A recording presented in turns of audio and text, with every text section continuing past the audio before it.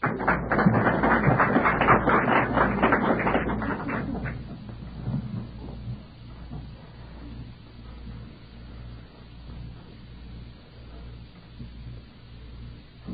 all experience some measure of growth through the process of living.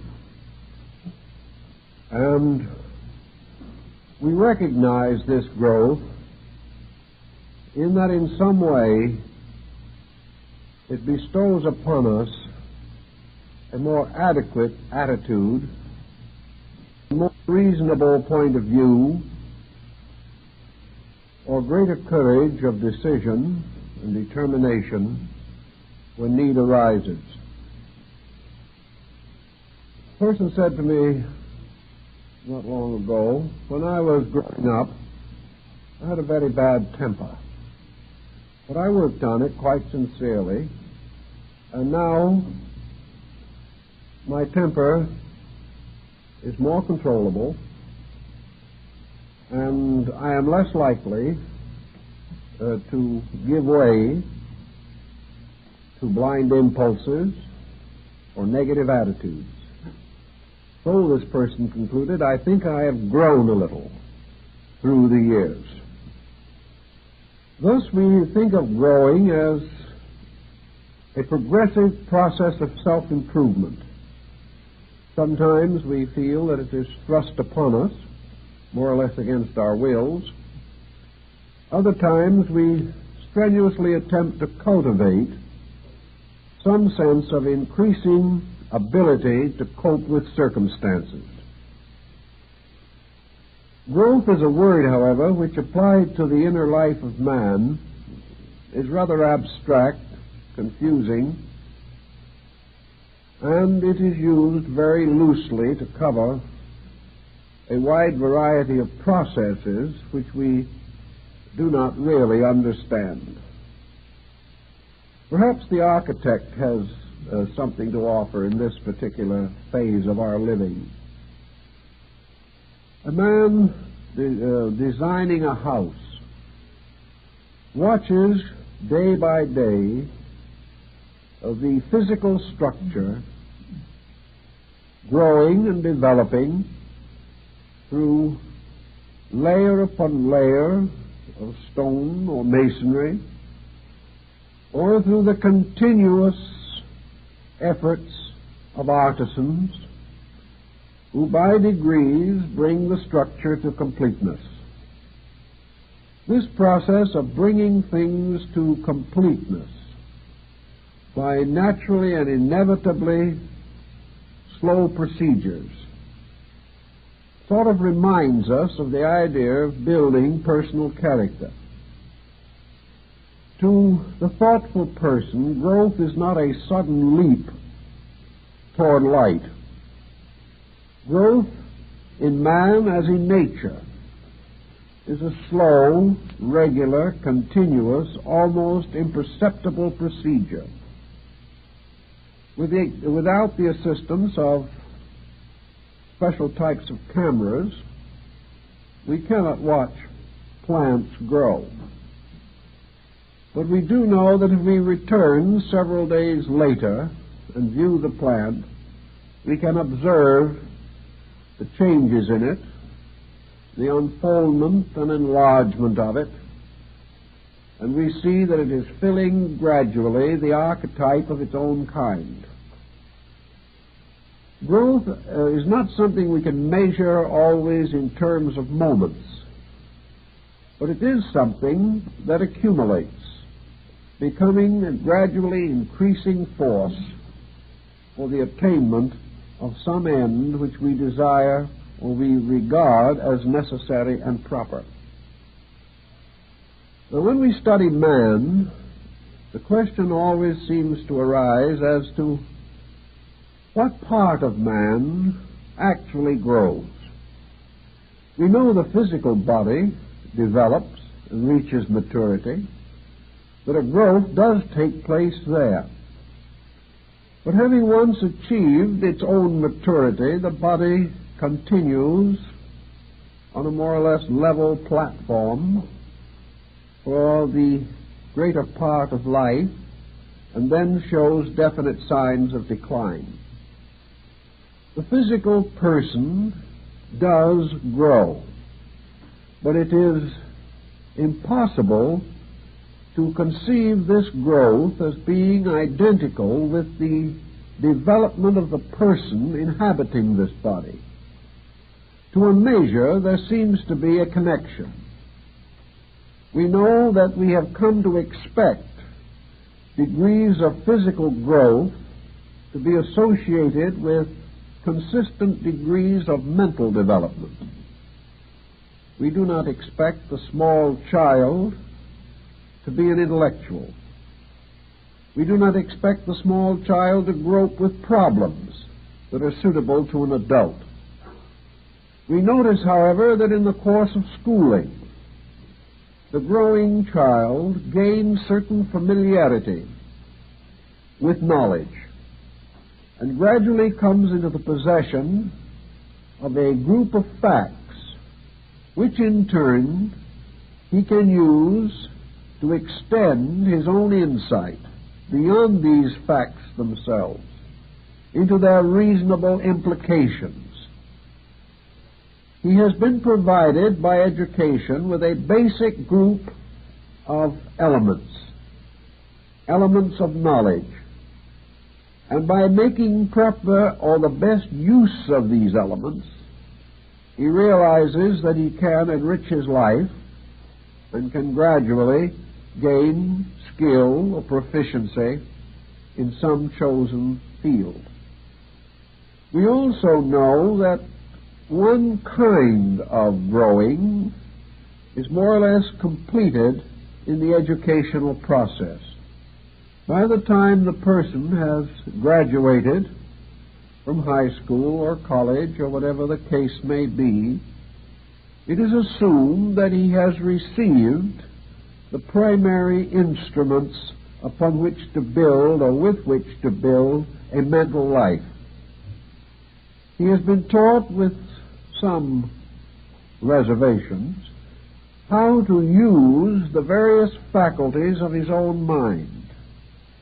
He has learned to solve academic problems. He has learned to unite elements of knowledge to form new levels of knowing. So he starts out reasonably certain that he is well informed. It is not long, however, before he discovers the necessity for another faculty, a faculty that is not based entirely upon textbook knowledge, but which perhaps we may call judgment. Judgment is something that matures more slowly than knowledge in its own proper form. We can amass a great many facts, and having possessed these facts, or having come into an awareness of them, we can go along through the years counting our facts.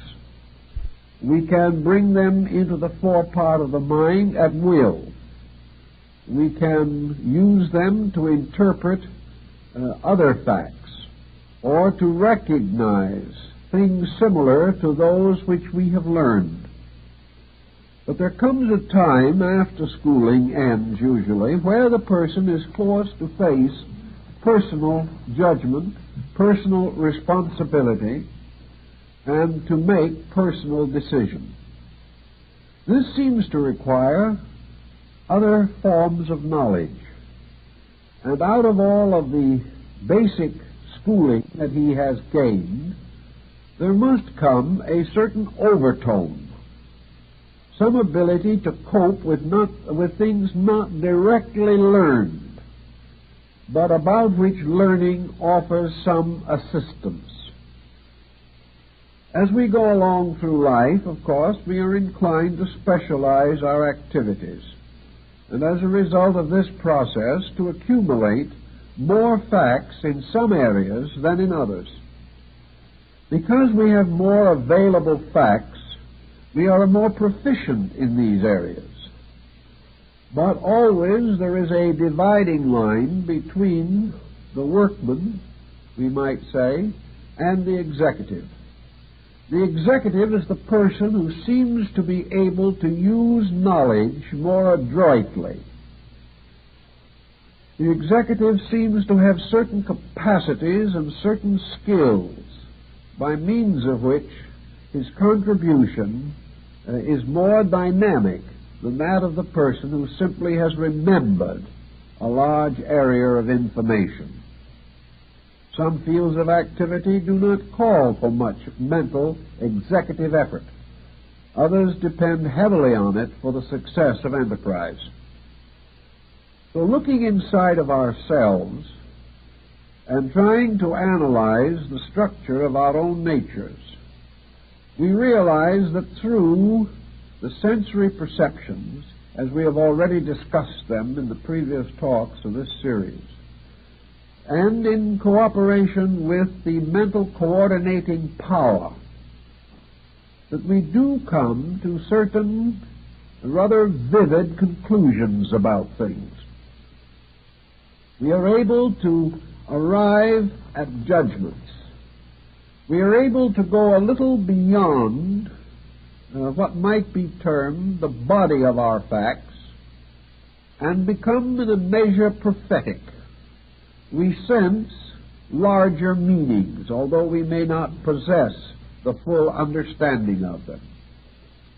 We realize that it is possible to continue to apply the knowledge that we accumulate beyond the call of duty, that there are certain duties that we have to perform, but that we can live above and beyond the necessary, moving gradually and resolutely toward more ideal situations or larger uses of knowledge.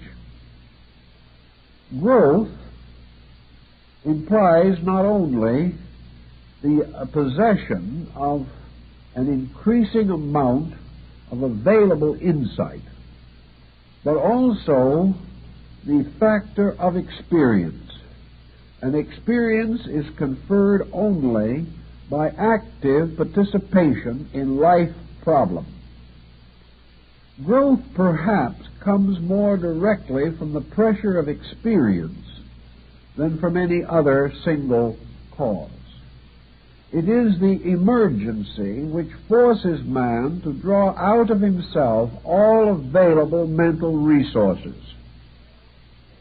As the problems around him intensify, the individual must solve them from himself, or with faculties and powers within himself.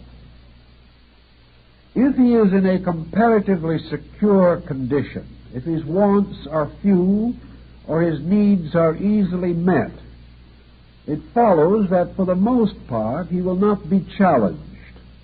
And because he is not challenged by circumstances, he does not experience as intensely as those who must face and meet difficult situations. So growth has a great deal to do with the experiencing of the relationship between knowledge and fact. If everything that we learned was absolutely true, and if every situation that arose in life was completely academic, there would be very little growth.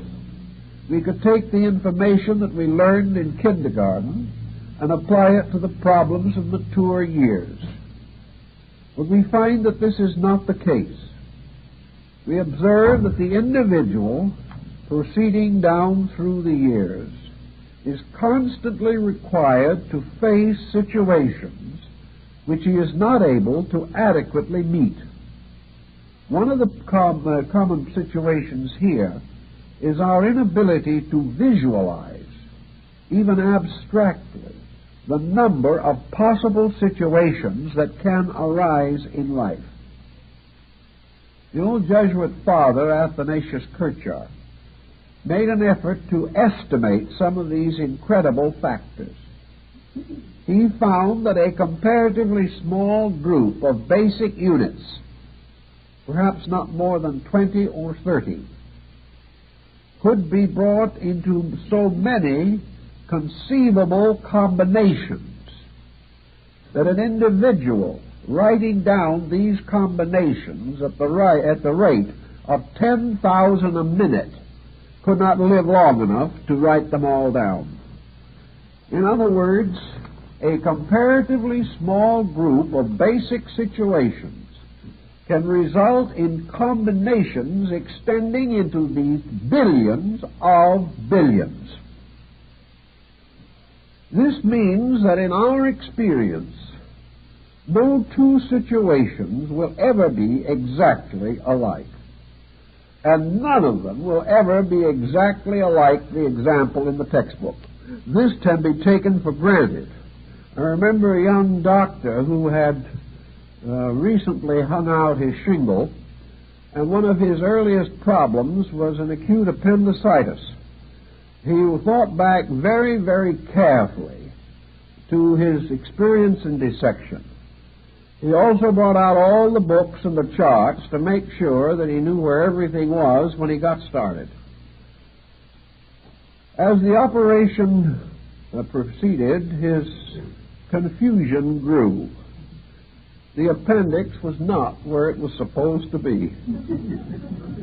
He discussed it later with another doctor, and the doctor smilingly said, "Think nothing of it. It never is. Whatever you may expect, that it will not be." So the individual, having learned certain broad expectations, finds that from the moment he begins to live, he must apply a certain measure of individual ingenuity to the situations that arise. They are not going to be academic. They are not going to be the probable and the expected.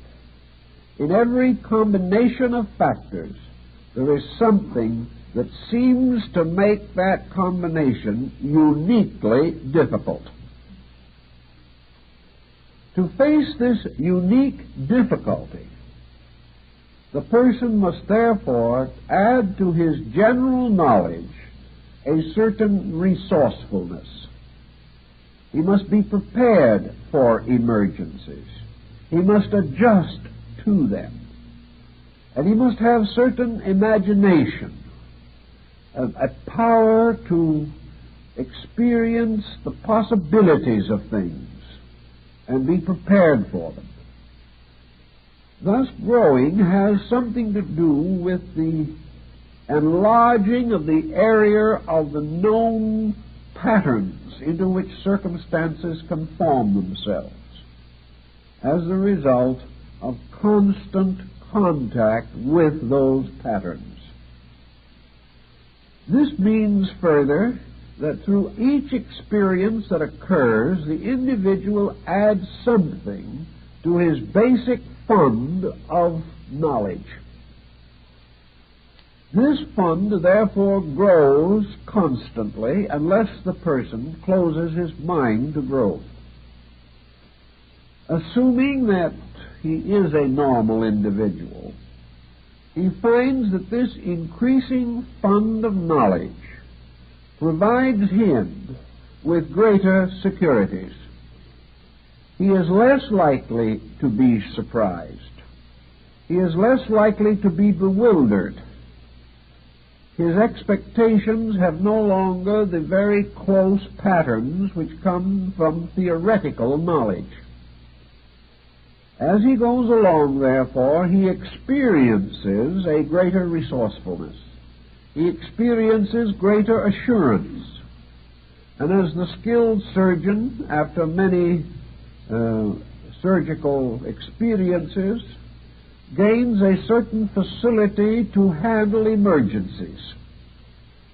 He senses and knows what to do because he has been faced with numerous situations before. And out of his growing experience patterns, he is able to come to more immediately useful conclusions about situations wherein he may be not entirely adequate or informed. So this process of growth for us is simply the heaping up of greater resources in ourselves. And as these resources increase, we observe a more satisfactory personal relationship with life. Now, in the grand days years ago of popular metaphysics, we had terms which were rather delightful and naive, and many people took them quite seriously. An individual who seemed to be especially well integrated, or extremely learned, or profoundly experienced, was referred to as an old soul. This individual had been on the road a long time. He had passed through many different situations. He had become adapted and adjusted to the emergencies of existence. Another person who appeared to be what we now term a perpetual adolescent was referred to in those gay days as a young soul, one just starting out. Why one was older than another was not exactly explained, but it was assumed that perhaps down through time or eternity, what we call the old soul had been especially diligent in learning, whereas the so-called young soul might have started out at the same time, simply played hooky too often from school, did not gain the necessary experiences, or had slight aptitude for learning. Thus, the idea of the old soul was simply one that appeared to be patriarchal in achievement, to have a fuller and richer kind of life. Now, there's no doubt in the world that people are born with different degrees of insight and different degrees of resolution. It seems that some from the beginning have an aptitude for knowledge of some kind. Others appear to be deficient in this aptitude. Some are naturally thoughtful. Others appear to be born thoughtless and never seem to recover. But all, in one way or another, have to grow. They grow because either thoughtfulness or thoughtlessness will ultimately result in situations that force growth. To us, then, the idea of growth is this constantly unfolding capacity to solve problems. Now, that would be something we would all like to have in large measure at the present time, because there has never been a day that we know of when problems were as numerous or the needs for true knowledge more immediate and acute. So we turn into ourselves to search for whatever it is that is the source of this growth factor in our consciousness. And we find that this factor, like nearly all of the other elements of our problem, lies within this chemistry of sensory and mental processes. What we call growth is the gradual organization of the faculties, powers, perceptions, reflections, which make up the equipment of the person. He is growing because he is taking more in and understanding it better. There seems to be no question as to this. Growth, as it applies to our conditions in this world, must, to a measure at least, depend upon our ability to interpret and understand this world.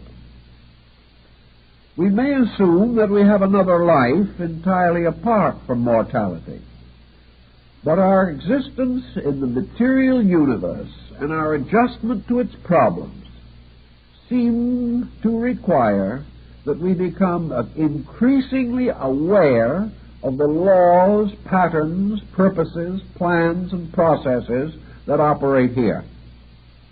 The only way that we can really become aware of our relationship to environment is to become more familiar with the laws governing environment itself. What we term growth in this case is adjustment. It is the individual becoming sufficiently equipped to lead a serene existence in the material sphere.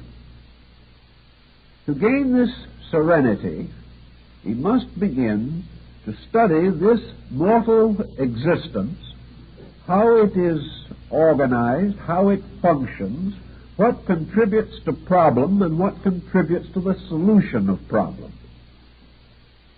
To most persons, this knowledge is not sought voluntarily, at least in many instances. It is a byproduct. It is the byproduct of the simple process of living itself. The individual learns by doing. This is a kind of an apprenticeship system, and our material existence seems to be an apprenticeship. We learn by observing the actions of others. We learn by experiencing the results of our own actions. And, of course, to a measure, we learn from the long traditional patterns of the activity of our social group. All these things become elements in growth or in development. The beginning of growth, as the Greek philosophers pointed out, is therefore a keen sense of value. The individual must be able to perceive. He must be able to gain reports through the sensory perceptions about occurrences. And these reports must be a little more important, a little more real, a little more clear than in the case of the average person. One of the ways, of course, to make the testimony of the senses more valuable is to give greater personal attention to these testimonies. Things that go in one ear and out the other do not contribute too much to our conscious life, although they may be subconsciously recorded. The individual, to get the most out of the experiences, must focus attention upon experiences. They must be things important in themselves. He must have a tendency to weigh and examine and estimate the results of his own conduct. If he is indifferent to his own conduct, if he is unable to perceive any patterns between his actions and their consequences, he is not gaining very much in the form of experience. Experience is not just what happens. Experience is the ability of the individual to interpret what happens. If his interpretation is wrong, the experience does not contribute to his growth directly. Ultimately, however, his mistake will become the basis of a further experience in which the mistake must be corrected. But a person who is prejudiced, highly opinionated, fanatical, or bigoted will not correctly interpret experience. So an immoderate attitude on the one hand and a lack of interest on the other will both reduce the importance of the experience factor. Experience must be accepted with an open mind and must be subjected to the best processes of thought which we are capable of bringing to bear upon it. An experience, therefore, is an open invitation to growth. But this invitation is not forced upon us. We can ignore the experience, we can repeat the mistakes, we can evade the responsibility for our own actions, and thus we can slow down this thing that we call growth. If we are really here to grow, and most philosophies assume that we are, then of course it is important for us to make the most of every opportunity to grow. And we can perhaps find some parallels for these circumstances in other departments of life.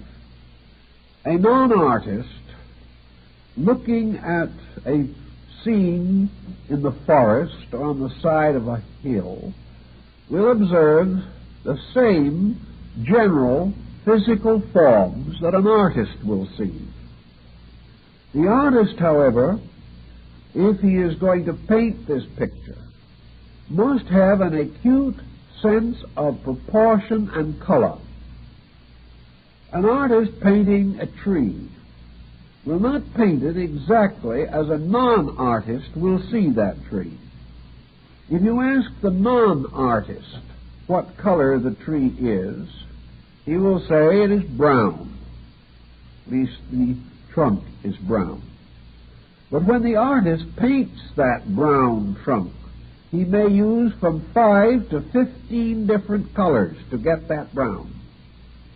He may paint what looks to us to be a plain gray shadow, but when he paints it, it may be green, violet, it may be brown, it may have deep reds in it, it may have many, many colors that to the untrained eye are not perceived. Yet if the artist is skillful, and he finally completes his painting, and frames it and hangs it on the wall, and the non-artist looks at it, the non-artist will see the tree as he himself saw it. But he will not realize that it required a very deep understanding of color to produce, by means of paint, the very simple shades which appeared to be in the structure of the tree. The artist had a specialized color sense, and he realized how many colors it took to make a tree look brown.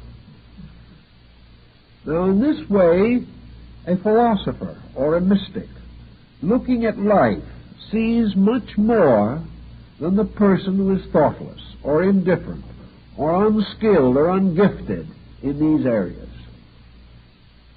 As we become more thoughtful, however, and we are sincerely concerned with the processes of self-improvement, we naturally become more attentive to details, also to masses. We begin to study the elements which make up patterns. These are no longer simply colors as we know them on a painter's palette. Lord Bacon called these moral colors the colors of good and evil. And there is a beautiful sense of value there. The discovery of the infinite tonalities of incidents. How we are to take these comparatively simple situations and actually find their meaning. Or if the situations appear to be hopelessly complicated, how we can gradually reduce them to their essential elements. Thus it is true that there will always be in the world some who, looking at the tree, will see nothing of interest. And there will also be a few who, looking at the same tree, will discover it to be a wonder of creation. The attitude has much to do with it. Now, where does the attitude come from? Why are some persons apparently born thoughtful and others born thoughtless? The answer has to be that the individual brings forward into present activities the substance and essence of previous attainment. We are not starting. We are not individuals beginning at this time with a new and complete nature. We are all somewhere midstream in the great process of evolution. And while it is true that the differences in various persons may seem very great, actually these differences are not as tremendous as might first appear. They are differences within a comparatively small pattern of possibilities. But these differences seem to be large, and in the course of life seem to produce very large and often conflicting results. In the general study of mysticism, and I think in a sense are thinking about the Buddhist machine of the sensory perceptions, we do gradually come to realize that the highest testimony of these perceptions will be the ability to perceive the depth of value in things. Perhaps we can say it in another way, that the end of the perceptive process is that we shall see all of a matter. That the perceptions will reveal to us everything that it is possible for them to confirm. That all these perceptions, acting completely as far as their own natures are concerned, will each of them produce a maximum of testimony, and will allow this testimony to move in to the central coordinating power. If all of the sensory perceptions are fully developed so that everything which they can know or can discover is conveyed, the coordinator then has the fullest possible means of estimating the situation under consideration. If all the testimonies of the senses unite, as in the case or example given by Immanuel Kant, in the description of an apple, if all of these sensory testimonies convey their own fullest support in the consideration of the object, the ultimate will be that the coordinator will have a full and complete concept of an apple.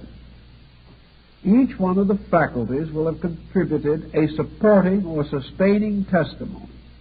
One by one, they remove doubts left by the deficiencies of each other, until in the end, no doubt remains. This is an apple. So the great problem that these faculties are all afflicted by is that they are sensitive and subject to a kind of hallucination. Studies in suggestion therapy indicate the area of difficulty. The faculties can be conditioned away from normalcy. Faculties can be taught not to function, or they can be taught to function by a very special kind of training, so that this function is no longer normal, accurate, or true. Also, the testimonies which they bring in, like the evidence of witnesses in a court trial, these testimonies, this evidence, if it is placed in the hands of a corrupted judge, will not result in an honest verdict. If the mental coordinator is corrupted, if the coordinator is unable to function as it should, the testimonies of the sensory perceptions are distorted and deformed, and the verdict arrived at in the mind will not be right. An example of this, of course, is the problem of style and various passing moods of tradition and schools of thought. For example, some years ago, certain impressionistic artists produced some rather strange and mysterious productions. To most people, these productions were meaningless. Some were extremely distasteful. Still others really hurt the person who tried to look at them. And a little trip through the Museum of Modern Art in New York can be a pretty soul-disturbing adventure. But after 12, 20, 30, 40 years of the modern art trend, we found people beginning to ask each other such questions as, is it good? Or am I wrong? This person says it's wonderful. That critic says it's the noblest job that was ever done. Certain person has just bought this picture for $75,000. I don't like it. Am I crazy? Is the man who bought it crazy? What is wrong with what? Or who? And gradually, out of familiarity, out of constant indoctrination in this way, persons who really do not like modern art convince themselves or are convinced by others that it is good and it is important. And first thing you know, we find one of these strange pictures hanging on the wall of one of their rooms. They still do not know what is good about it. They still subconsciously do not like it, but they feel that they should. After all, everyone cannot be wrong. Now we have the same thing in religious bigotry. If we belong to a group of people in which perhaps we know that there are millions who hold the same extremely traditional points of view, that are just as conservative as they want us to be, and yet we feel that these ideas are too small, we are gradually subjected to indoctrination.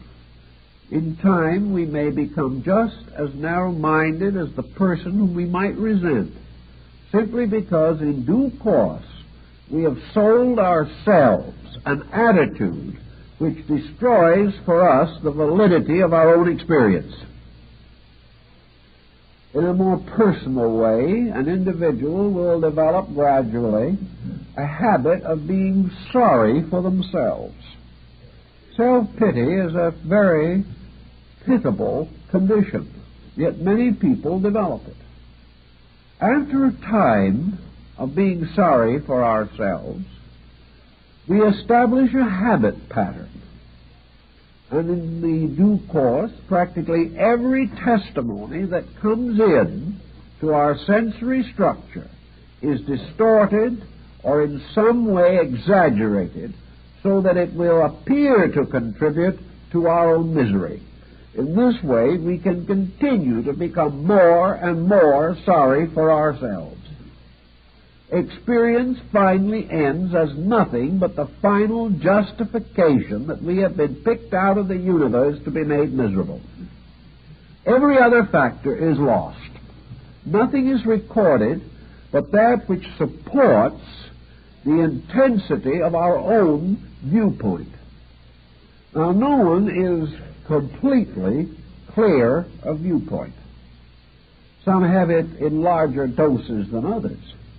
But we all have certain attitudes, certain convictions, certain beliefs that to us are just frightfully important. We cannot conceive of any fact being in conflict with what we want to believe. So we proceed to eliminate the fact rather than change ourselves. When these types of attitudes become fixed in our natures, we cease to grow. Growth is blocked, therefore, by any attitude which destroys the free circulation of facts in our own consciousness. The individual is no longer able to look at a fact and say, I was wrong. A person who cannot do this is cutting off his own experience benefits very definitely.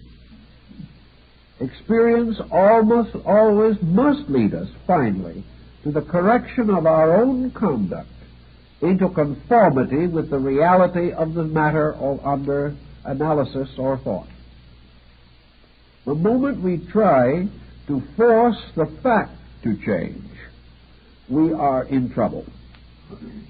Facts will not change, but we can imagine that they do, and can go on for a long time deluding ourselves in these particulars. But wherever delusion comes in, the facts become less available. It is as though the light of reason was obscured by a heavy fog, the fog of our own opinions.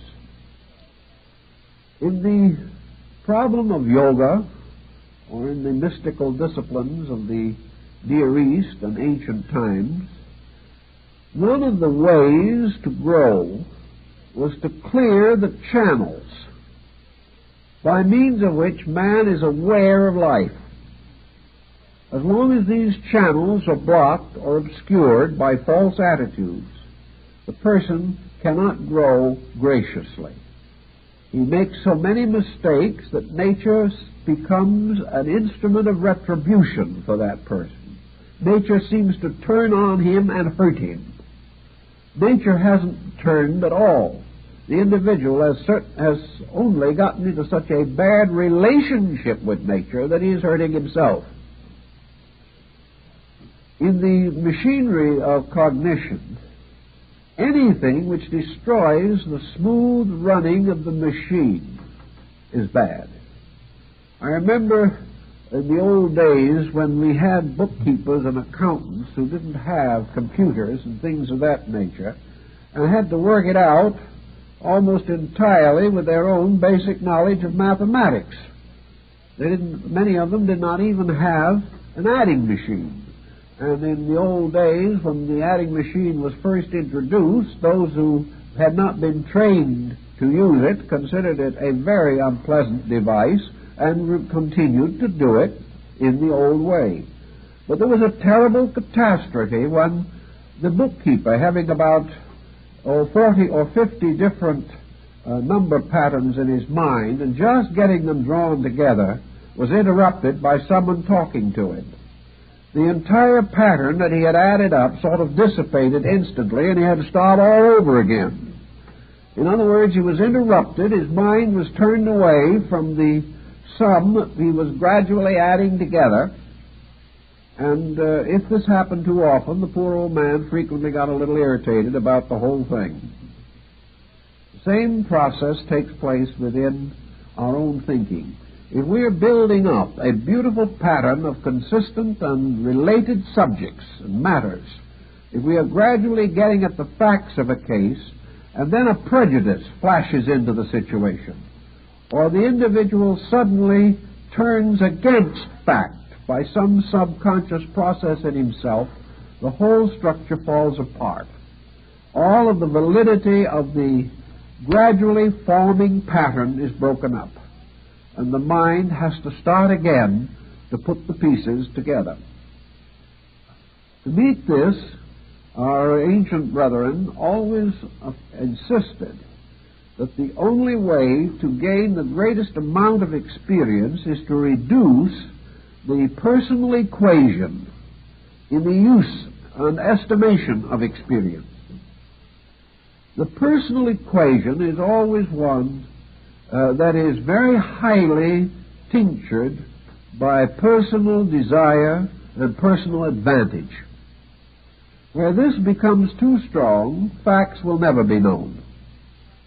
So to gradually reduce the pressures of artificial elements over-influencing or interfering with the natural arrival of the mind at its conclusions, these interferences and obstacles have to be gradually eliminated. This was the reason why the meditational processes were set up. They were intended to reveal to the person the possibility of being unconditioned in his own nature in the acceptance of facts. If he could be neutral as far as the fact was concerned, he could then receive the honest report of his own coordinating faculties. If he could get this honest report distorted in no way whatsoever, then he was in the position to use the greatest degree of fact in the solution of some problem of his own. If he had these facts and had them clearly set in his own mind, he could then make decisions which were useful, which advanced his condition, and which contributed to what we call his growth. So the growth of reason in the individual was simply the unfoldment of the power to be reasonable in all things. To be reasonable means to avoid exaggeration. It means also not to overlook small things because of the pressure of masses. It meant very definitely not to overlook virtues in other people because we do know that they have vices. It means not to overlook the importance of ideas because those ideas do not mean too much to us at the moment. It is this process of getting greater thoroughness into all of the procedures of life. What is it then that is adding all this up? What is the instrument by means of which the record of the unfoldment of our faculties is preserved? Buddha would say that it is the sattva, or the self. It is this thing which, though not an essential reality, is a continuing, functioning force, or power, or vortex of energy over a very long period of time. The sattva, or self, the ego, is nothing but the immediate substance of the known and the unknown. It is the mysterious compound of what we do understand and what we do not understand. Thus, whatever part of the thing we understand has a certain luminous quality. The parts that we do not understand are dark and mysterious. And this luminosity and this darkness make the lights and shadows, or contrasts, in our thinking. Wherever we are aware, wherever we know the true shapes of things appear, where we do not know, imaginary forms seem to fill in the mysterious gray intervals. The child who is a little afraid of the hole in the dark may be frightened at the thought of entering a dark closet. They may conceive this closet to be the opening of a great pit leading into mystery, madness, and death. And small children are frequently afraid of these holes in the dark. Yet we all have these. For wherever there are areas within ourselves of the unknown, they are the areas of mystery. And mystery is closely related to misery. Wherever this darkness has no definition that we can truly see, we are going to imagine definitions. We are going to always populate darkness with danger. We are going to be afraid of it. We are going to be prejudiced against it. And we simply cannot realize or believe that darkness is simply an area of the commonplace upon which the light of fact has not yet been cast. But with light and shadow forever mingling in our activity, the sattva, or the self, is the strange blending of hope, which is of light, fear, which is of darkness. good which is of light, evil which is of darkness. Always there will be the danger that we will need some form of knowledge that is not available because it is still in a dark area. The egotist doesn't believe in dark areas. He believes that whatever he does see is all light.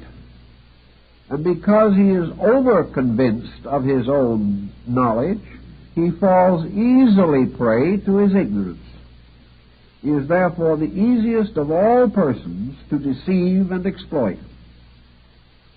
Actually, the personality, the ego, is this mysterious alchemical mixture of the known and the unknown. And whatever elements are composing this, each of these elements also has its known and its unknown factors. Even to the greatest mathematician, there are facts of mathematics still dark. Even to the merest child beginning to reach out into the mystery of material existence, there are still small areas of light. Nothing is completely light, nothing completely dark. No science has exhausted all its mystery. No art has perfected all its works. In everything, there is a light in the midst of darkness. There are the areas of the known against the vast areas of the unknown. And in man's experience, that which he has experienced is light. That which he has not experienced is darkness. And his ego is composed of the fusion of these two, the strange marbleized pattern of light and dark, this wonderful mosaic of alternate colored stones. And everywhere, at every time in life, the decisions that we make, the attitudes that we hold, the conclusions that we reach, are in perfect conformity to these areas of light and darkness within ourselves. Where there is darkness within ourselves, there can be no certainty in our decision. Where there is light within ourselves, there is a measure of certainty. But in experience itself, we realize that all certainties finally vanish again into uncertainties, and that no matter how much man knows, he is forever surrounded by a sea or area of the unknown, which is vaster than any possible achievement or attainment which man himself can hope to achieve. Yet by the very circumstance of nature, man is not required to have light beyond those problems with which he is concerned. He is not expected to function in a universe for which he has no faculties of adjustment. Thus, for him, light and darkness are comparatively simple factors. Factors in which light more or less tells how far we have come, and darkness warns of how far we have yet to go.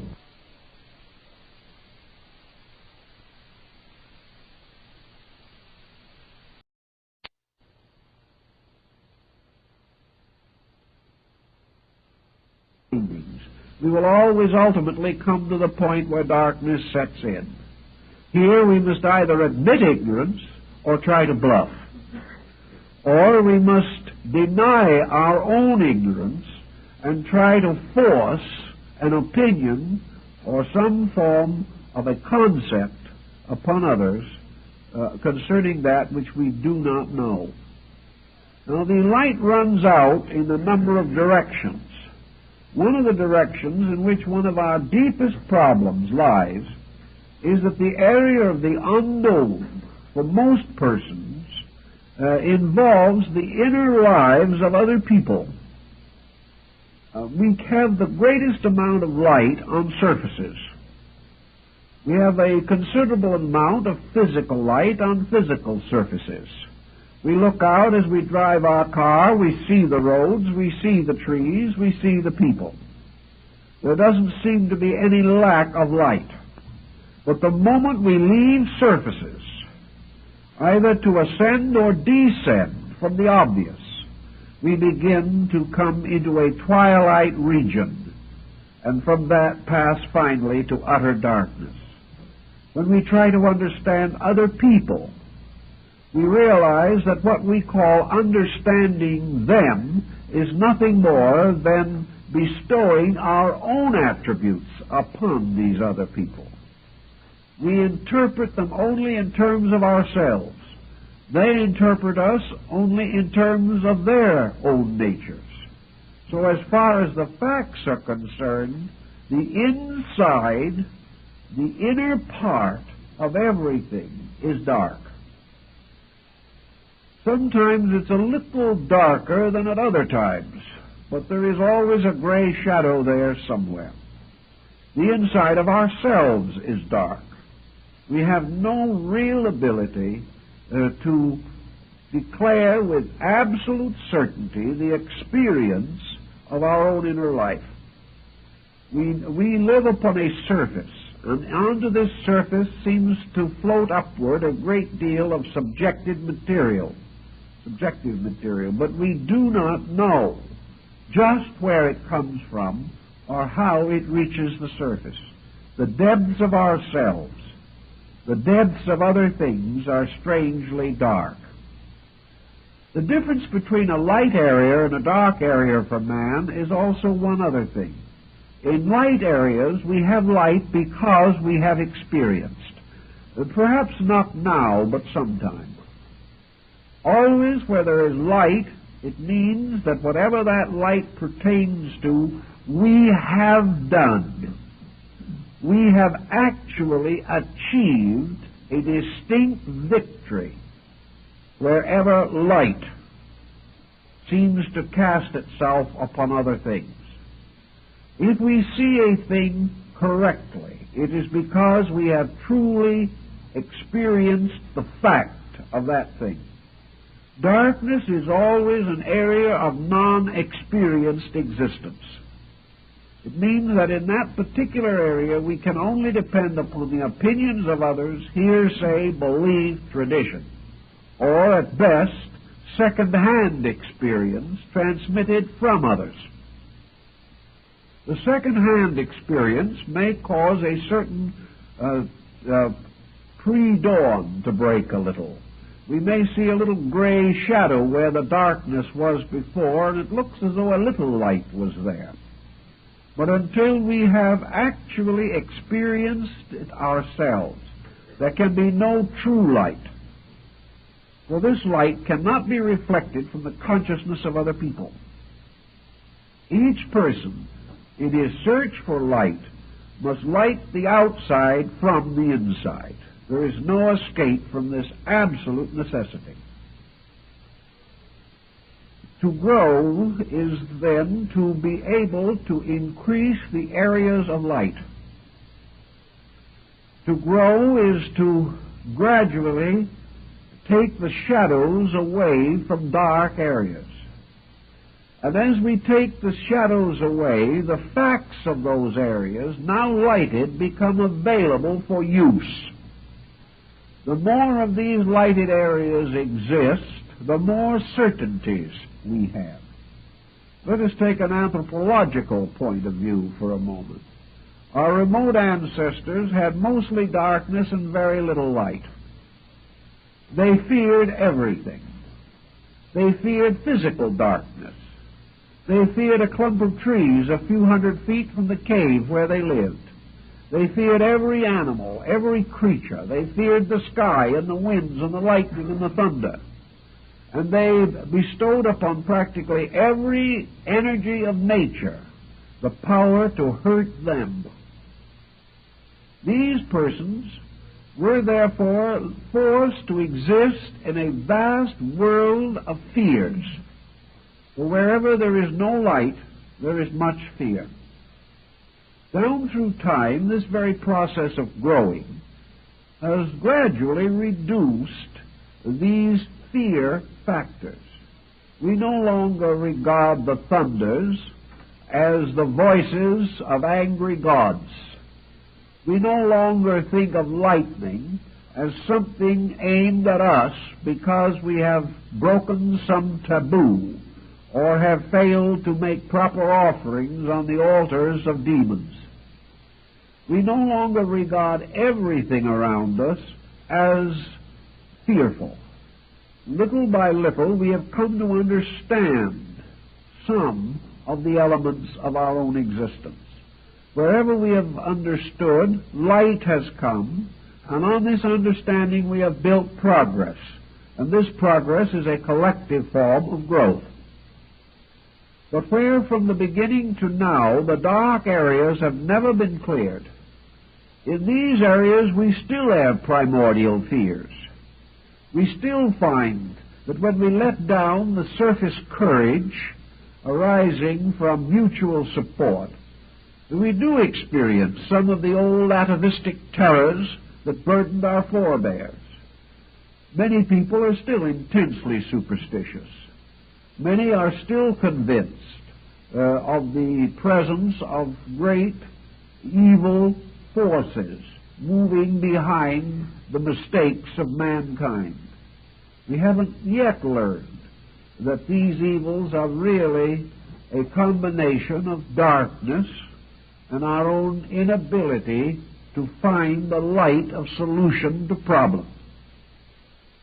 Thus, the whole situation at any moment in our lives is that we have certain availabilities and certain lack of availability. If this was clear to us at every moment, it would be very wonderful. If we could see all the things we really think we know with little rings of light around them, and all the little things that we don't think we know with little rings of darkness around them, so the mind could say, this I know and this I do not know, it is obvious, it would be quite simple. By now we would have been out conquering practically every weakness of our own natures. If even a little bell rang when things were wrong, it would cause a great deal of happiness for all concerned and also an awful lot of bell ringing. But at the same time, it would be useful. But here is our difficulty. Wherever there is a hole in our insight, wherever knowledge ceases, wherever the light of our experience fails, the dark part is invisible. The dark part is not something that you can measure in the same way that you seem to be able to measure light. When you say an individual is rather brilliant, that he has a marvelous ability to meet situations, you're talking about the light side of him. But when you ask someone, what is it that this person does not know? That's very hard to answer. You have a suspicion, it's a long list, but you don't know where it begins or how. When you say to yourself, where do my own certainties end and my own uncertainties begin? This takes a great deal of thought, because the certainties and the notions and the opinions form such a surfacing that we are not aware of the vacant areas in our own insight. They simply do not testify at all, so we do not know they exist. The only way we find out they exist is when we make a very stupid blunder of some kind and wonder how we did it. How could we have missed this entire area of probabilities? It is only under such a condition as that we suddenly become aware of these blind spots in our reason. Otherwise, it just looks as though the light is always there and always abundant, so we keep on living by the light part and allowing the dark part to pass unnoticed. But there's too much dark there. We cannot actually make an adequate adjustment. We cannot be in the presence of so much that we do not know and still at the same time make a good job of living. One way in which we can, of course, come to some conclusions about this subject at least academically, is to try to list the things that we know, the things that we do not know. It would be quite obvious that the average man probably does not know how to bake a good cake. He has never tried. On the other hand, some of the greatest bakers that have ever lived have been men, so that the problem doesn't present any insurmountable obstacle. But a person will say with some frankness, I don't know how to do this. I've never done it. Now, this is fine as far as it goes, but do we carry this sense of honesty deeply enough? Do we look at a person and say, I do not know how to judge you? Usually we do not. Usually we depend on the light part of our understanding, ignore the dark part, and come to a prejudiced opinion. So this dark area is always a potential area of prejudice. It is always an area in which our opinions, our attitudes, our beliefs are not valuable. And most people cannot live with the idea that they have any ideas, attitudes, or beliefs that are not valuable. We assume that they are all right. And we try to force ourselves beyond the point where our abilities actually will sustain true progress. The answer always is not that you can overcome all this ignorance immediately. No one can. There are many things to be known in this world that man will not be able to know for a very long time. But there is a wonderful strength not only in knowing what you know, but also in knowing that you do not know. This brings with it a certain caution. This causes us to reconsider and to perhaps try a little harder to arrive at a better conclusion. If we are perfectly willing to withhold finality of judgment, perhaps the Scripture was very wise when it pointed out that vengeance belongs to the Lord, and that God will repay, because God alone, apparently, or the principle of universal consciousness which we associate with God, is, at least theoretically, the only consciousness that knows everything. Man does not.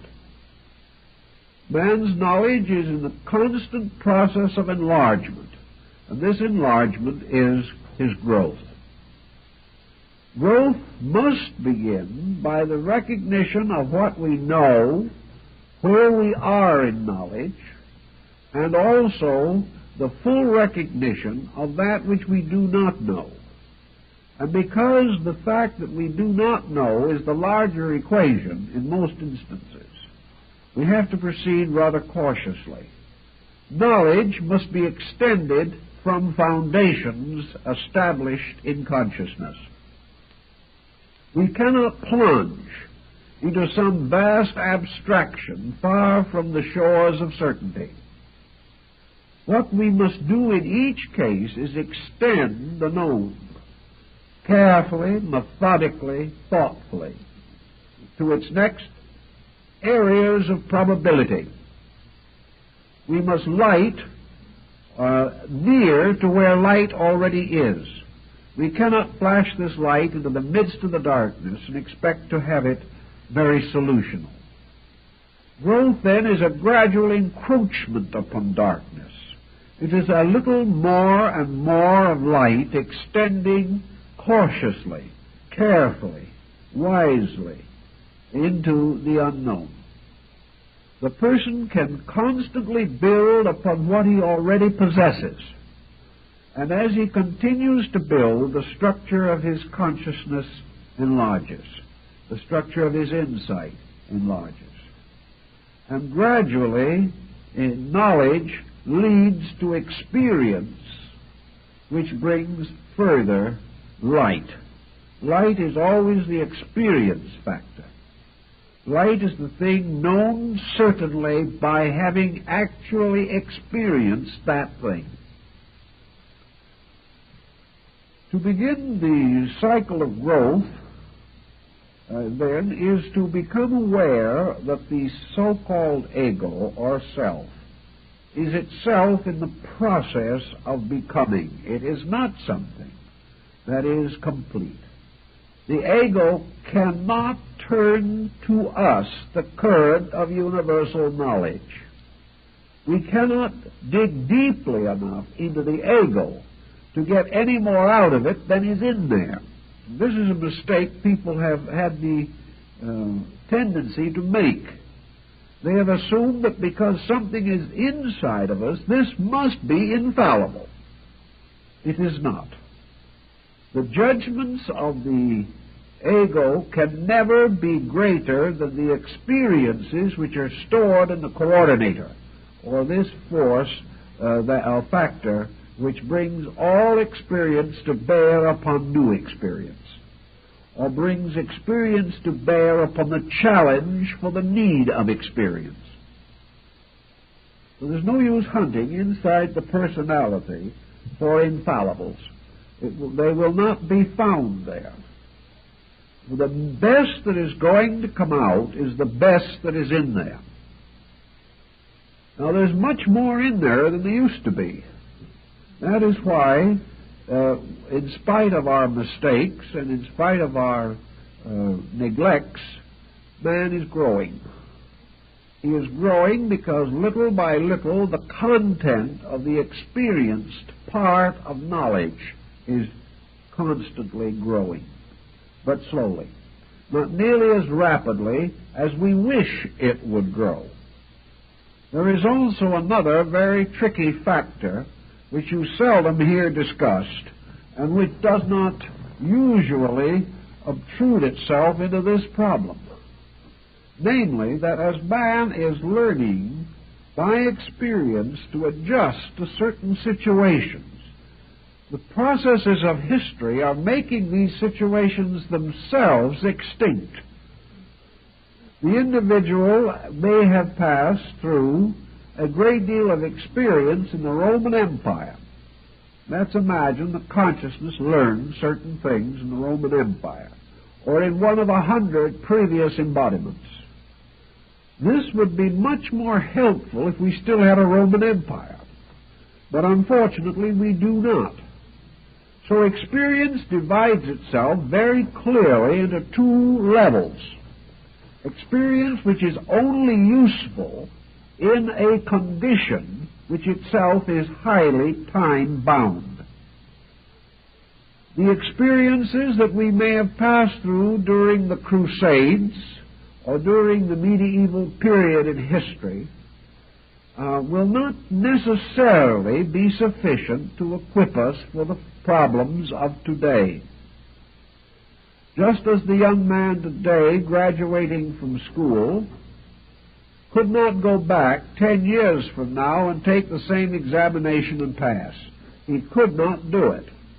Not because he is not thoughtful, but because the whole system of instruction will have changed, and he will not be able to adapt himself to it without taking the entire course over again.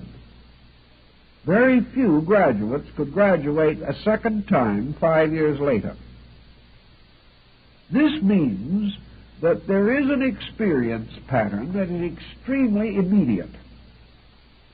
This is very largely the experience of particulars. The problem as to whether we should eat with our fingers or knives and forks is a very transitory problem.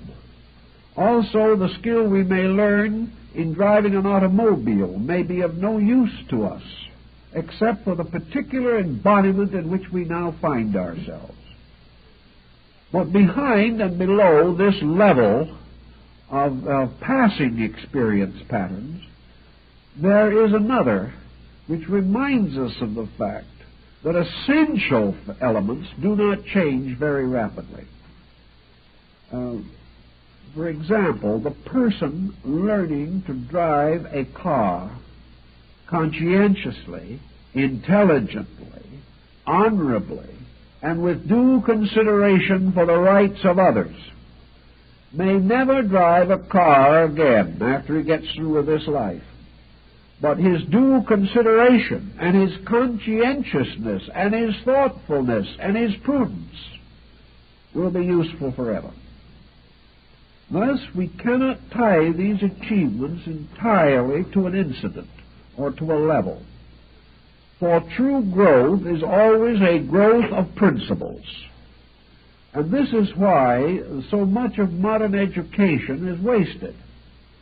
Because unless principles are given, the individual learns things which have no permanent utility.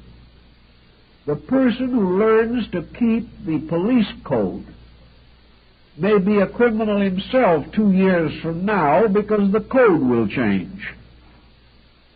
But the individual who recognizes the basic rights of man around which all codes are built will be honorable under the Roman Empire or under any other system that ever comes into existence. If his own integrity is right, he is growing. And in this process of growing, he is building a character which will serve him better wherever he is as a person.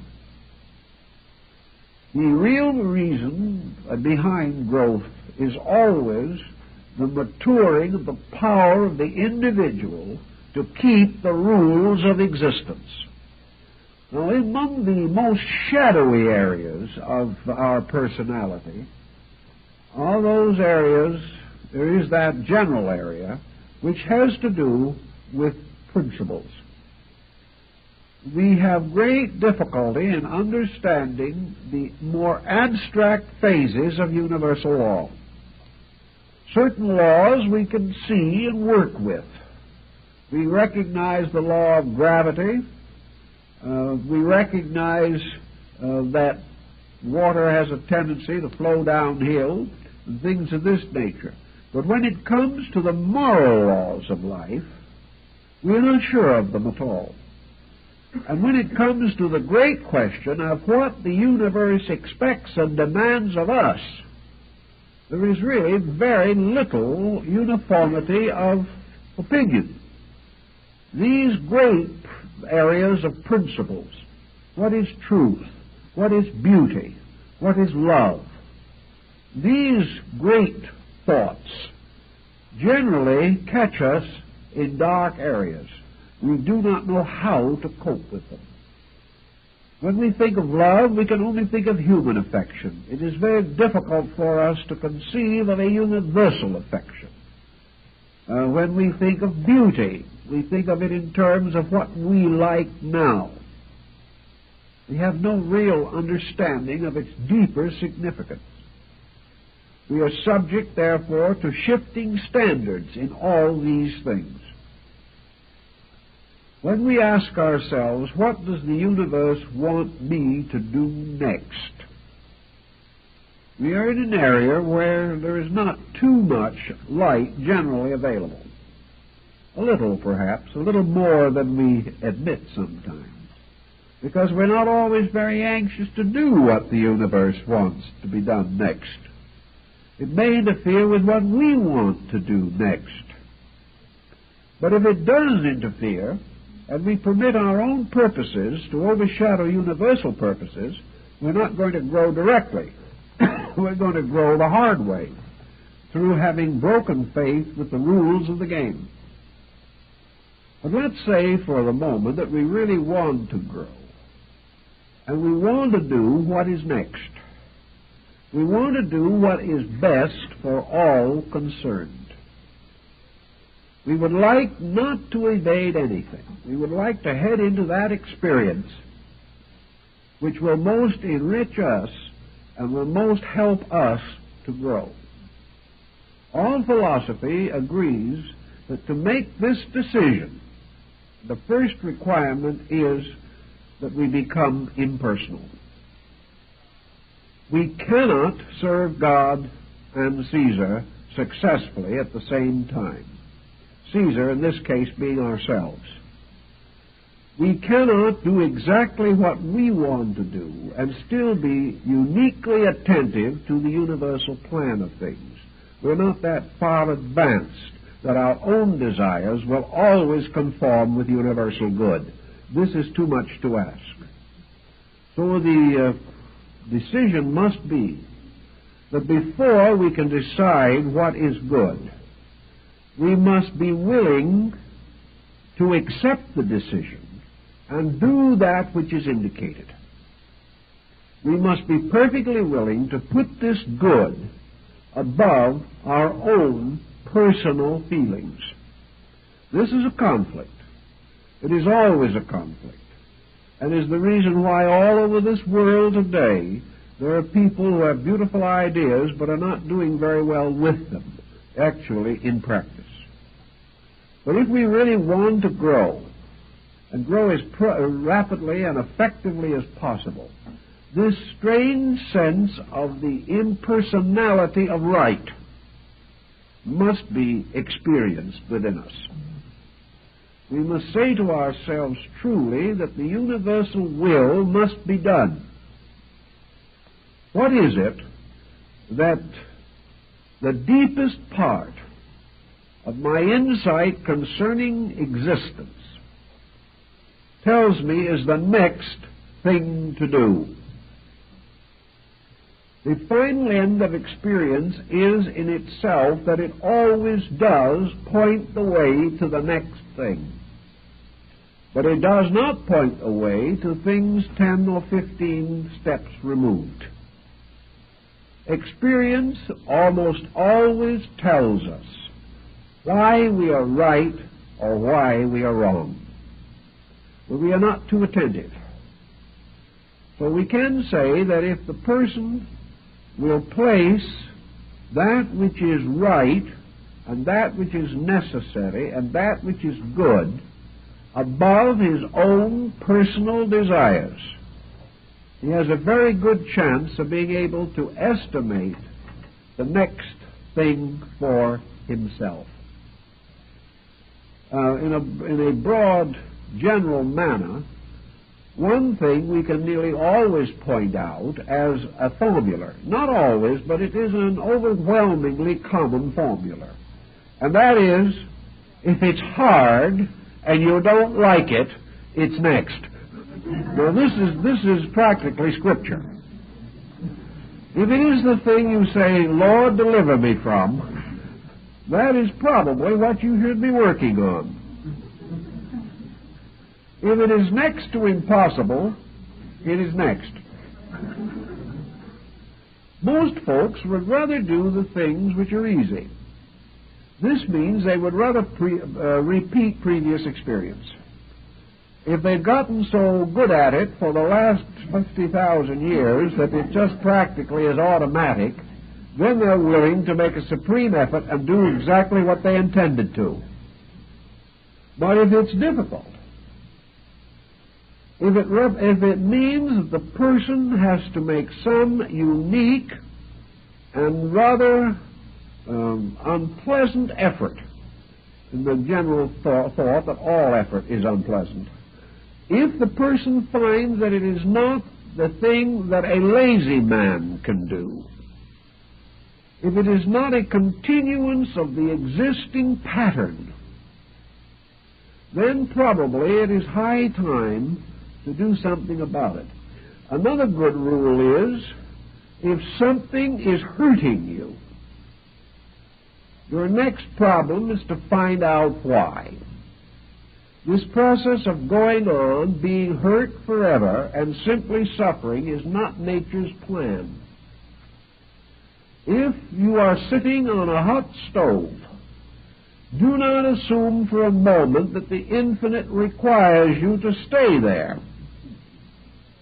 But it may take a certain amount of energy to jump off the stove. But certainly at that moment, that jump is next. In each instance, the immediate problem is nearly always the challenge. The immediate problem is the thing that must be now faced. And we must gather up all our resources to face it. For the moment we face it, it ceases to be a problem. A problem solved ceases. A problem unsolved comes back and nags us through ages if necessary. No problem unsolved will ever really disappear. No problem unsolved can be completely left behind. We may push it to one side, we may put it off for the moment, but if it's there, it will come home to us in the end. This process of pushing it off and having it hit back, the process of tossing it to one side and having it bounce back and hit us again, means that the longer we procrastinate a solution, the more we will suffer from the problem. So the growth is the sense or the concept of moving into the problem now. To move into it not with regret, not with pious sense of martyrdom, not with a deep soul-shaking sigh. The problem is to move in on it, solve it, and watch it dissolve. Once we move in upon the problem, experience the power to solve that problem, we have achieved a step of growth. Now, the problems that beset most of us most intimately are of three general kinds. The first is dispositional. We all have faults. We all have plenty of them. But all our faults do not come into focus at any one time. This is lucky. But there is nearly always one fault in focus at almost any time. We discover that in some one way we are at this moment our own worst enemy. This is the one we have to work on now. When that is gone, do not be lonely. There'll be another come along. But it will be different, and there's a certain delight in variety. But this problem will not go until it is faced. Nearly everyone knows that they have character problems. They can even name them. But if you look into your environment, your business, your home, your social life, your relationship with yourself, your ability to live with other people or work with other people, you will find that there is one besetting situation at this moment that could be improved. That things are not as smooth as they could be, and the reason is somewhere in you. You can say you're tired. You can say you're nervous. You're saying you don't know any better. You're saying that other people just simply prod you along until you can't stand it any longer. But the problem is there, and the problem must be solved. The only way that it can cease to be a problem is to be outgrown. The second type of problem, which nearly everyone faces in the course of their daily life, is adjustment to situations around them. Here we have the individual in the presence of something that he feels he cannot change. Other people will not do what he wants or what he expects them to do or what he believes they should do, but they have the monotonous habit of being there anyway, making things more complicated for this individual. The answer here is now a matter of adjustment relationship. If the situation is essentially bad, then it may require courage to break the situation, to admit that it is wrong, and to admit that we're staying in it because of some weakness or some instinct to compromise or dishonesty, or some selfishness or some status symbolism. And we are not willing to admit the fact that the pattern itself is bad. Perhaps nature's next lesson in experience is the individual giving up what he wants in order to attain peace of mind without which he cannot survive. This is a decision. If he decides wrongly, nature continues to penalize him. He has to finally decide whether he is going to sacrifice the lesser for the greater or vice versa. So here is an immediate area of problem in the life and condition of the person in his relationships with other people. The third area in which a problem perhaps presents itself lies in the matter of gaining new skills.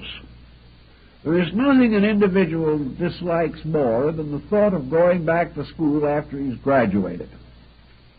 But many persons want to achieve good things, have serious and sincere desire to attain, have the instinct to be able to use what is attained, but they are still impotent as far as their ability to do these things is concerned. So we have the individual who has high motives and no training. We have the person who would gladly give his life, but at the present condition his life isn't worth much. He has very little to give, which is a terribly frustrating thing and a very painful thing. A few break through this by tremendous resolution, but the majority are completely defeated by it. The moment we realize that what we know is not enough to meet the demands of our own ideals, our own principles, and our own convictions, then we have to learn more, regardless of what it costs. We have to give up pleasures to achieve these necessities which become the basis of more enduring pleasures in the future. So wherever a person is well-intentioned but helpless, he must in some way correct this by gaining the abilities to do the things that he wants to do and which he realizes need to be done. So wherever we can't solve a problem because we simply do not know enough, then in one way or another we must seek to know more. Now, the search to know more is a fascinating adventure in itself. But the desire for knowledge, apart from the proper use of knowledge, is itself a blind alley. The individual does not grow from what he knows alone. He grows from what he does with what he knows. For it is always the action that provides the experience which provides the light which is growth. So wherever we have any of these barriers between ourselves and advancement, we must either relinquish the idea of advancement or else we must overcome the barriers. Nature presses us to overcome barriers. It does this by constantly confronting us with small, nagging situations which we cannot quite handle, but sometimes feel that we ought to be able to. If we reject these small nagging invitations long enough, they heap up into large matters, and we suddenly come headlong into a great monument of neglect or evasion, which seems pretty formidable, and which can hurt us very desperately when we try to break through this kind of a barrier. So always try to get rid of the small things one at a time as they come up.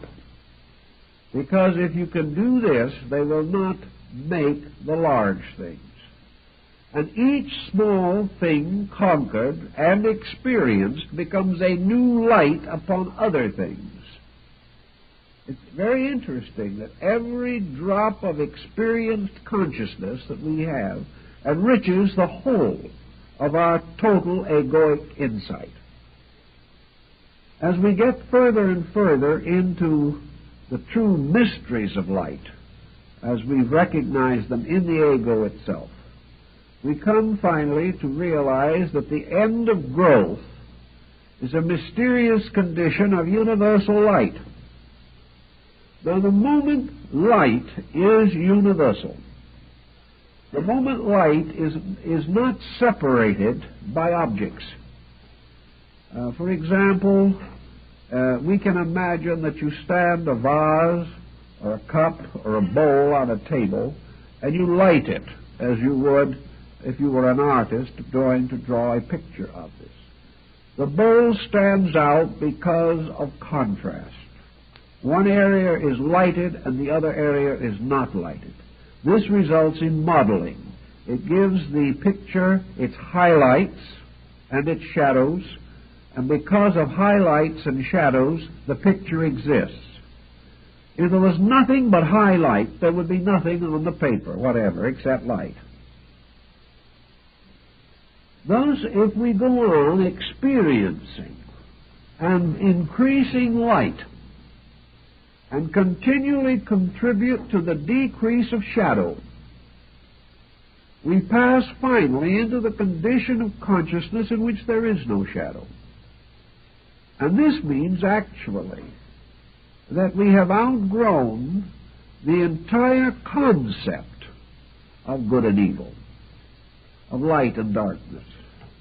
And the entity or the egoic nature itself becomes simply the center of a universal experience, so far as this experience is possible to us here. Nothing remains as a detail. Nothing can challenge, because the experience has absorbed all of that which is not known. In the experience of totality, the individual completes the possible experiences of egoic existence. This is more or less the concept of samadhi. It is also found in Zen, because the total experience is strangely the end of experience. When there is nothing left to experience, the very factor of experience ceases, because it can only live by conquering the unknown. When there is no longer any unknown, strangely enough, the value of both the known and the unknown cease. It's a very peculiar thing, but if you think it through carefully, you can get the idea in this sense, that man would never know that he was wise unless there were areas of ignorance in himself. He would never know that he is wiser than anyone else or less wise unless there were other people with whom he could compare himself. He can never tell how far along he is on the road if there are no road markers. And he can never tell how much truth he possesses unless he is able to contrast it to the absence of itself. If it should occur, therefore, that the individual achieves the total experience of the total use of all of his faculties and powers for the total purpose for which they were intended, you do not have a wise man, you do not have a good man, you do not have any of these qualifying terms that are meaningless without their opposites. You simply have a condition of universal adjustment. You have a thing that is completely identified with its own objects. It is subject-object in one. There is no longer any differentiation. When there is no difference between the thing experiencing and the thing experienced, you then have yoga, which is total union. In this total union, you then have the Buddhistic concept of the gradual extinction of the ego. The ego ceases, or the personality ceases, only when there is no longer any difference between our center of knowledge and the area of the knowable. When these are identical, the individual is in a state of total existence. This means that in terms of growth, that the cycle of growing as we know it has been completed. Thus, there being nothing further to challenge the consciousness does not come forward to meet challenge. If there is no advancement of consciousness to meet challenge, if man is not in the condition of rolling up his sleeves and swinging a club, if he is no longer in an unhappy relationship with anything, if he is no longer in a condition in which he has to fight in order to maintain his attitudes, because his attitudes have now become identical with fact and are no longer assailable, then all of these things, by means of which he has to know himself as something separate from other things and at war with them, when this ceases, when the individual is no longer called upon to adjust, whatever may be the inner nature of himself simply is no longer discernible. For we know ourselves only by what we do, and largely by our mistakes. What we do is only action in the terms of the conquest of the unknown in some form. We do one thing in order to survive. We do another thing in order to have housing. We do something else in order to be competitive with our neighbor. But when all of these values have been exhausted, then all of the pressures which normally come to the surface and by which we come to know ourselves as persons no longer come to the surface because they are no longer challenged. The individual then, in the terms of Buddhism, experiences the identification of himself with totality. He feels no need anymore to be a person, because he realizes that a person is only a conditioned existence, and that the thing he has been trying to outgrow from the beginning was conditioned existence. And if he ever succeeds, if he finally attains his end, then the last thing he must outgrow is his own existence. So it would seem as though this is a nihilistic point, that by outgrowing his own existence, he simply ceases. But this is not actually true at all, because this adjustment to the pressure of situations or conditions is only a temporary relationship at best. The ego, as the experiencing thing, cannot be the true person. It cannot be the actual reality. Because if this actual reality has an existence, it has to have a total adjustment at all times. The personality, therefore, cannot be the true being. Nor can the personality discover the nature of the true being while it is conditioned by its own need for particular experience. So the end of the situation lies in the total elimination of the personality as a mask, a persona, an instrument. And that which is left when the personality no longer rises to meet the challenge of experience and is therefore no longer to be distinguished, it cannot be invoked by circumstances, but remains or becomes absolutely quiescent, going to sleep because it is finished. In this particular moment, the entire pattern of existence has to shift from the negative to the positive. The creature which has existed only because it was wrong must finally give way to the creature that can only exist because it is right. And this is not the way we live. We are not the creature that can only exist because it is right.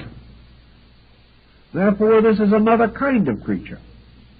This is the kind of creature we cannot know, because our own experience is not touched by it. But somewhere at the root of existence, at the root of our existence, beyond the individual always trying to get out of trouble, there must be the being that has never been in trouble. The creature that is moving positively rather than negatively. And Buddhism takes the attitude that when we come to the final extinction of this thing which we call the personality in the process of growth, what we are actually doing is moving from a negative to a positive side of our own complete being. In other words, we are the shadow. The shadow of light is our own personal being. The light is a reality. The darkness is the personality. Wherever light and shadow mingle, light stands for the reality that never changes, and darkness for the personality which in itself can never actually experience light. It can sense light. It can experience growth, but it cannot experience the true essence of truth. As we go along then, and there is more and more light and less darkness, there is more and more universality and less personality. And the time has to come when the individual simply changes his polarization. Whatever there is beyond this is a positive growth, a growth by means of true knowing, a growth in which the individual moves toward those ends which are real, instead of constantly moving away from those ends which are not real. So in the very core of this thing, there is this switch about, in which as to the personality by evolution has exhausted its ignorance, that which remains is the beginning of the reality, which then positively unfolds into light. As a plant growing must first dig its roots deep where they are not seen, it seems that the individual in unfolding has to first of all put its taproot deep into the illusion of darkness. And then only after it has subjectively built its dark rootage can it then gradually raise itself into the light and come forth. There is a point in man's evolution when there is this transference, when growth, as this long, difficult process toward attainment, achieves its end and dies in the process. The entire process of man as a person ceases in the fulfillment of itself, and in its place comes the experience of man as a total divine being. And this divine being is not ignorant, is not searching ways out of pain, but is established forever in insight by its own nature, and thus becomes not an involuntary creature growing, but a voluntary being unfolding according to true insight of purpose. Therefore, the negative personality growing up ceases when error ceases. But when error ceases, reality begins. And a being that we do not know, inhabiting a region we cannot fully comprehend, then takes over. And growth becomes merely the unfoldment of the true flower in the eternal light of truth. The bodhisattva state is represented by the lotus. And this lotus opens its petals to light, without resistance, without fear, without burden, without pain. And that which has finally outgrown its humanity comes to experience the dawn of its universal or divine existence. We do not have any words for this, but we do believe that growth finally ends in the end of the need for growth, and that therefore the conditioned existence of man ends in a conditionless state, and that which has striven so hard to climb from darkness into light finds that there is no need of itself after it has completed the climb. But there is something else, something deeper, something eternal in man, which is born in that moment when the struggle against ignorance ceases. So in that very moment when the person dies, phoenix-like, the divine being is born from its ashes. This is an alchemical transmutation. That which is truly eternal is triumphantly resurrected from all the temporal experiences of time. We cannot hope to understand this state in a conditioned existence, but we can sense within ourselves its reality. And toward the fuller experience of this transition, we hope by growth to attain the virtues necessary for the perfection of ourselves. Well, I think our time is up, so we'll have to let it go for this time, but we'll be with you again next week.